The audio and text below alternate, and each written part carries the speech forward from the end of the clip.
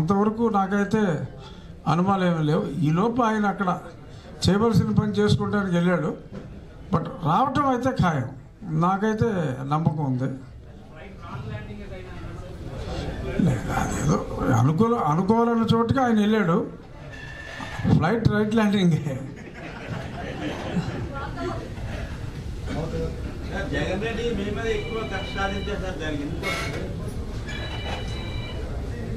ఎందుకోసం?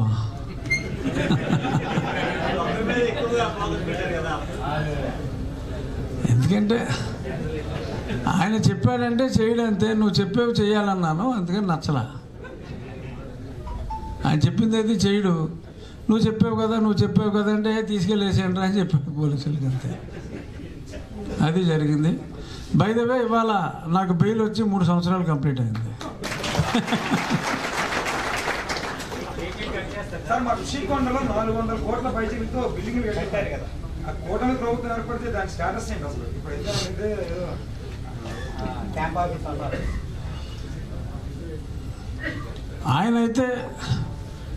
ఆయన ఇక్కడికి వచ్చేది లేదు.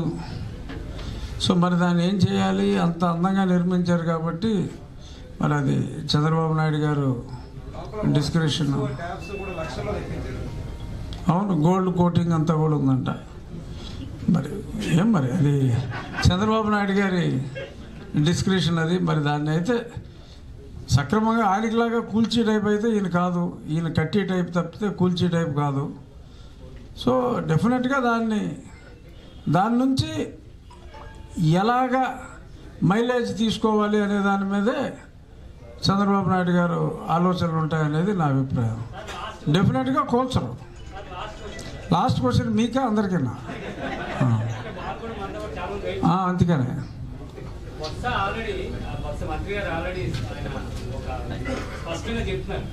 రాజధాని ఇక్కడే ఉంటుంది, ఆయన ఇక్కడ ప్రమాణ స్వీకారం చేస్తారు. మేము ఆల్రెడీ బిల్డింగ్ కూడా చూస్తాం, అది మీకు త్వరలో వెల్లడిస్తాం. అదేనండి, రేపు 4వ తారీఖు మొత్తం రిజల్ట్స్ వచ్చిన తర్వాత 5వ తారీఖు అసలు జగన్మోహన్ రెడ్డి అనే వ్యక్తి, బొత్స గారు, యువజన శ్రామిక రైతు కాంగ్రెస్ పార్టీ అనేది కాలగర్భంలో కలిసిపోతాయి. ఆ మాటలకు విలువ ఉండదు.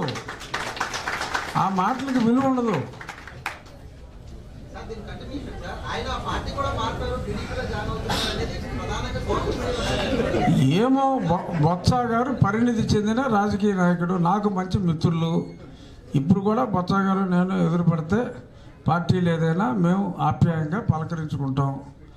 ఆయన పరిణితి చెందిన రాజకీయ నాయకుడు, ప్రజల్లో గౌరవ మర్యాదలు ఉన్న నాయకుడు.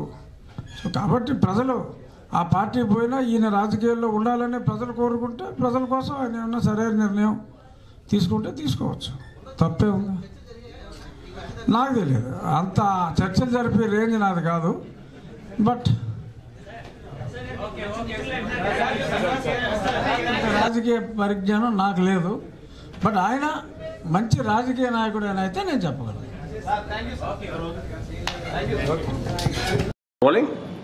Do subscribe Saksham Vizag. Watch, like, share and comment. Thank you.